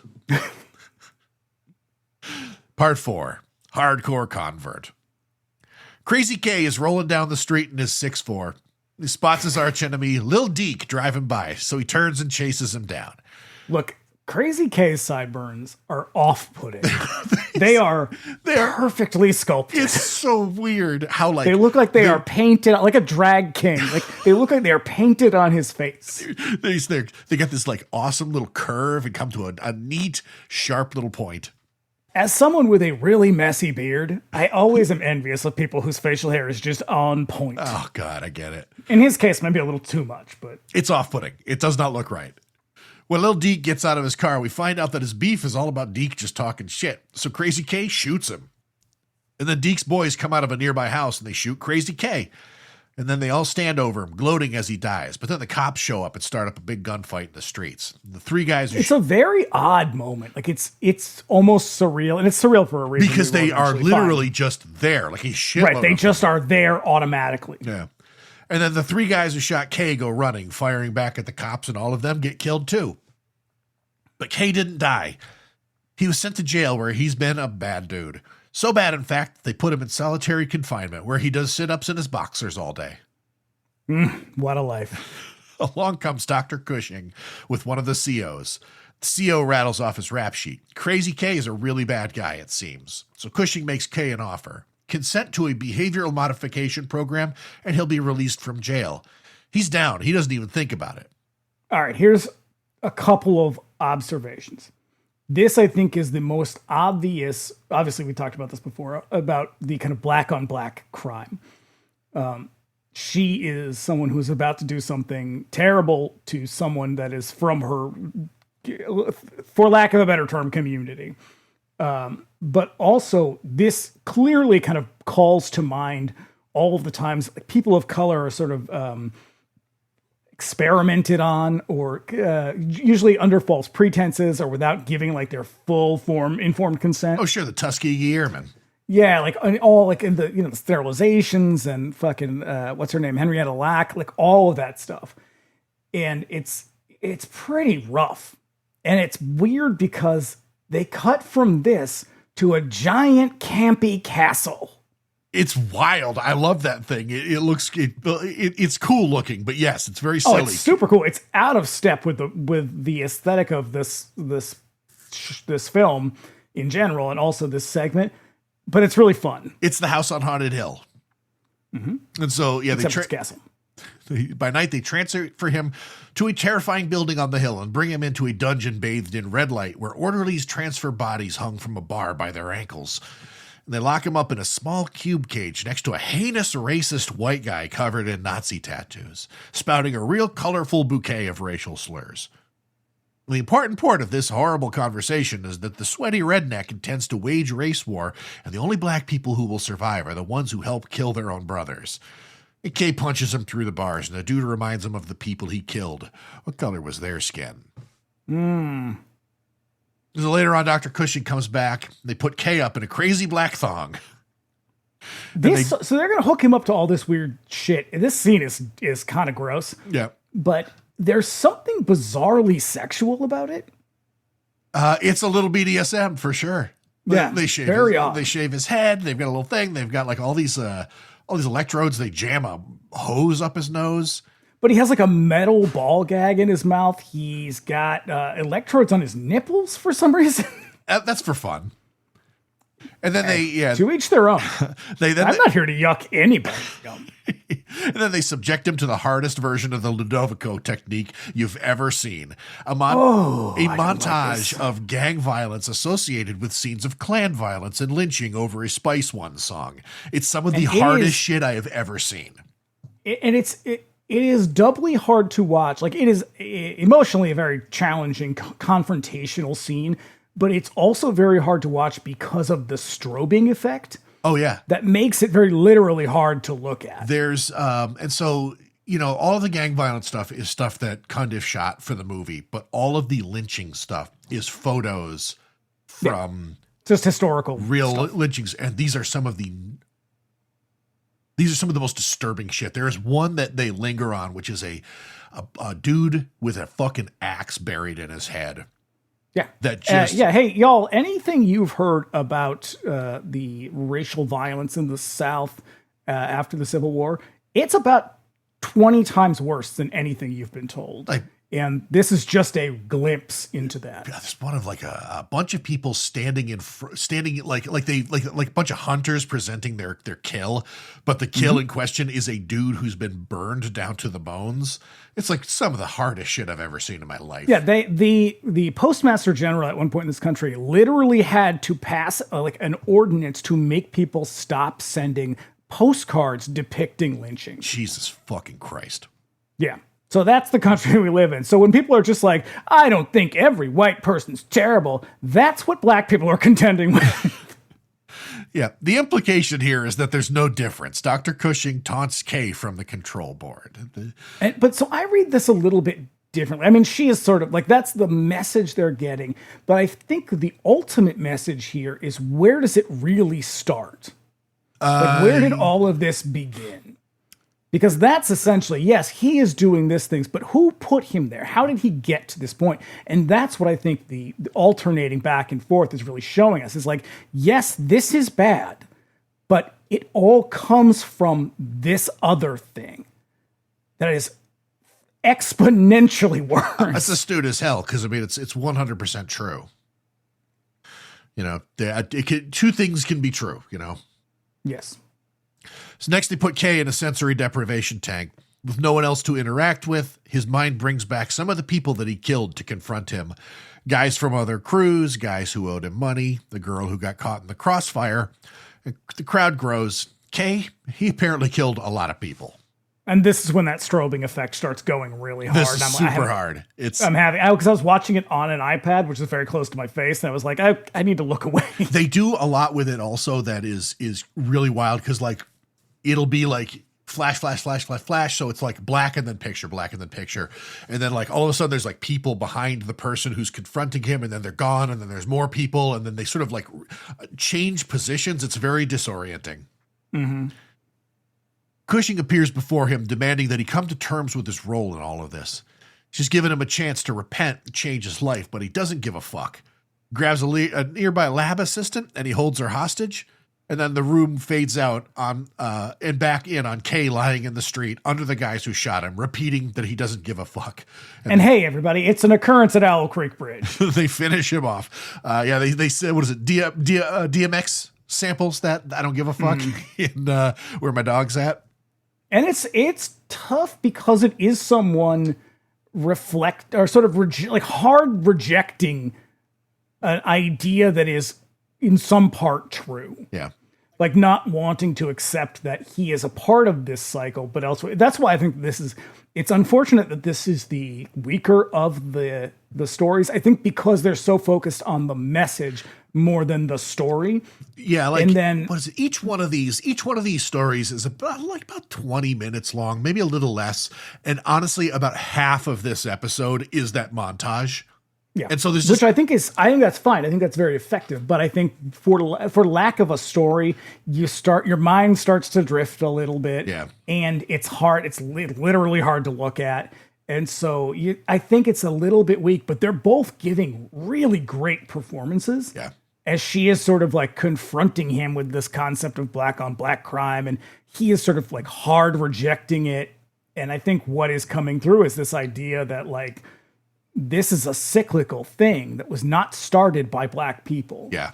And I think a lot of that just you kind of breeze past it because you stuck it at the end, which I think if you're going to go this hard, you do kind of have to do it at the end. He's turning. Well, that's the thing is if you had done this at the beginning, it wouldn't have had the same impact because it would have started super strong. Well, yeah, you can't start at 10 and then back down. Because like each one of these, he kind of turns it up a little bit more with the intensity, right. Increases with each short until we get to this one, and fuck me. And it's tough because like I think they're giving such good performances and the message is so important, but it's like it just kind of gets lost in the messiness of the scene. Yeah. So yeah, these guys, they finish him off. Back in the funeral home, the homies are tired of Sim's games. They draw on him. They seem to think that he knows who killed Kay, and we flash back to the street. And when the smoke clears, we see that the killers are Stack, Ball, and Bulldog. There's a twist. Twist of the year and next year. I didn't see it coming, but I liked it. It was cool, yeah. Before they kill him, they want the shit. So Sims leads them on. He's going to get their shit. As the clock strikes midnight. He takes them to a basement where the shit is apparently stored. The shit is stored in 3 coffins, and he invites them to look for themselves. And when they open it, they can't believe what they're seeing. I mean, this part you do see coming. Yeah, they see their own bodies lying in the coffins. They turn to shoot Sims, but he causes their guns to heat up in their hands, so they drop them. And he is fucking turning it out at this point. He's like, you're going for the fences. Yep. They killed Kay, but right after that, some of Kay's boys killed them. And so if they're dead, what are they doing in this funeral home? So Sims shouts that this ain't no funeral home. Welcome to hell, motherfuckers. And then he turns. And then, unfortunately, he turns into the devil right before their eyes, and the funeral home falls away, becoming a raging inferno. And it's pretty cheesy. Yeah. And then we fade to black, and we roll credits on that. I liked it. This is one of those ones where I think the ultimate question that we don't always talk about is how does this hold up? I think that this movie is definitely distinctly 90s. It is. Yeah. It's pop culturally anchored in 1995. Like hip hop doesn't sound like this anymore. Fashion doesn't look like this anymore, but the message is more relevant than it's ever been. And that's sort of where I landed. It was like the content is extremely timely, and unfortunately, things have really just gotten worse. Yeah. And so, under those circumstances, I think this movie actually might be more relevant today than it was when it came out. And we still live in this time where maybe more than ever, because white people keep getting confronted with this shit, they still struggle to understand the message of movies like this. Like the thing that is really you keep coming back to, that IMDb thing is like, this is just someone who doesn't want to see what is being conveyed to them. And it was so frustrating for me to be like, God damn it, we are still 30 years later. I mean, honestly, fucking 200 years later, wrestling with the same things over and over again, even though every generation, all these people keep saying, can you please just listen? We want to tell you how much this hurts us and how hard this is. And people are just like, no, liar, you're lazy, get a job. Yeah. And it is so deeply frustrating to be like, I understand that the message of a movie like this is difficult for some audiences. I get that. I know why people feel the way that they do, but this reactionary attitude that is, no, you're lying, you're wrong, you just want everyone to feel bad, is like the most repulsive thing I could imagine to throw at someone when they're like, hey, life's really hard and you're not helping. Can you maybe stop? It is just disgusting to me that we're still doing this. Yeah, when the outrage du jour was CRT, like that really kind of brought things into a very bitter, ugly focus where it's just, first of all, it was a fucking manufactured outrage, right, like all of this shit is for these guys. But it's before they moved on to trans people, it's, yeah, but whatever you can find. The fact that it was so rigidly rejected, so angrily thrown out, and then weaponized as a sort of political tool against, Democrats. It just shows you that there is, I think that there is an element, there's an element not just of this country, but just of whiteness that I think is sort of irredeemable. Yeah.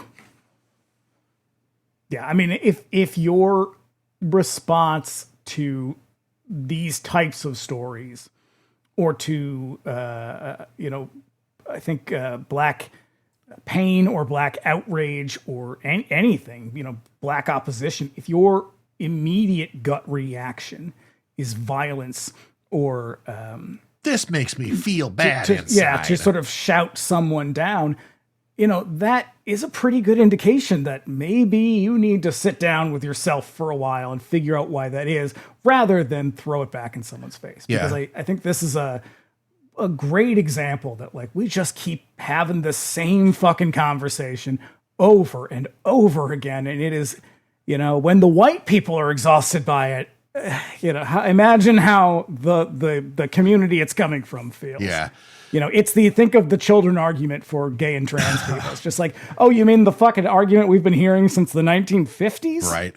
Sure. Let's have that one again. On the other hand, the fact that in the last 10 to 15 years that this movie has, which was already a pretty solid cult item, has grown in a way that people are now sort of nostalgic for it. I see it a lot in like, hey, 90s horror wasn't that bad type reels and shorts. Find me more than 6 movies then. But it is reassuring that I do think that it is being received. It is being received by white people. And I don't know, hopefully there's some growth that's coming of it. Like, I was unprepared for the messaging of this. And I think I felt the way that I was kind of supposed to be made to feel by it. Yeah, I mean, it's not Bamboozled. It's not a movie that is literally trying to make you feel terrible. But it is a movie that is sort of trying to say something in a clever, and I think at that point, an original way, and succeeded. Yeah. And I think maybe in some ways it's a little subtle, and in other ways it is extremely not subtle. And, using horror, which is a pretty majority white genre, as the tool to deliver that message. Well, I think that's really where what maybe was ultimately the downside for Rusty Cundieff, just like for Bill Gunn, is that you used a genre that is historically notoriously white in order to explore concepts of Black identity.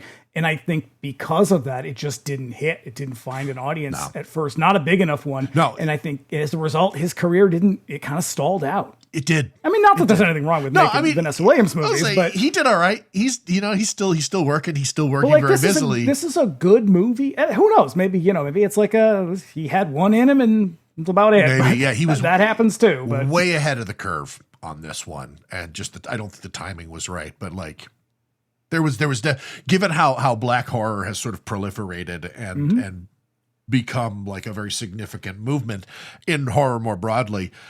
There was obviously a place for it, Yeah. So yeah, it's a pioneering thing, and he also took a not just a white genre, a largely white genre, but he also took like anthologies, which is a tough thing to work with anyway. Yeah, for sure. And he kind of made it happen. So 2 thumbs up from me. Love it, and from Siskel and Ebert. Those bitches give it 2 thumbs up too, posthumously. Good for them. I'm doing it on their behalf. All right. So with all that said, what's next? Well, next week, 99-cent rental is going to be coming back, and we are continuing our celebration of Black cinema with the blaxploitation karate picture that is Black Belt Jones. And then in 2 weeks, we are setting aside the blaxploitation, Black History Month cinema genres. That was nice. It was smooth. You got there. Because Bring Me the Axe is coming back, and it is our anniversary episode. We are finishing out the trilogy with Day of the Dead. Day of the Dead. All right. The very last zombie movie. The very last one. George Romero never made any more after this one. Now dusted off his hands and said, well, boys, we did it. I said everything. Pack it up and go home. I said everything that I came to say. Let's get out of here. I'm going to make Bruiser. All right, so we'll be back next week with Black Belt Jones. Looking forward to it. And then after that, we're celebrating the anniversary with Day of the Dead.